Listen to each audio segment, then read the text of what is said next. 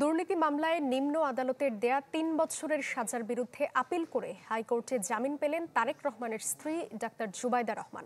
সকালে বিচারপতি খসরুজ্জামানের একক বেঞ্চ এই আদেশ দেন।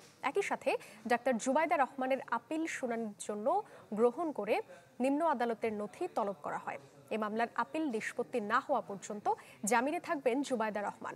গতকাল হাইকোর্ট ডাক্তার জুবাইদা যে 587 দিন পর আপিল করেছিলেন তার বিলম্ব মার্জনা মঞ্জুর করেন উচ্চ আদালত।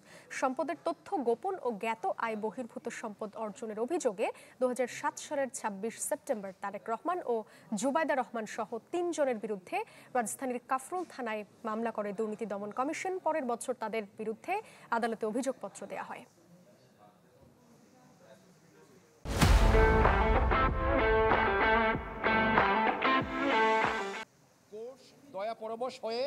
দয়াপরবশ হয়ে আপিল শুনানির জন্য গ্রহণ করেছেন, নিম্ন আদালতের নথি তলব দিয়েছেন, পক্ষদ্বয়কে নোটিশ দিয়েছেন এবং ওনার উপর আরোপিত দণ্ডাদেশে যে ফাইন ছিল সেই ফাইনটা স্টে করেছেন এবং এই আপিল নিষ্পত্তি না হওয়া পর্যন্ত ওনাকে নিজের জিম্মায় অথবা আইনজীবীদের জিম্মায় ওনাকে জামিন দিয়েছেন।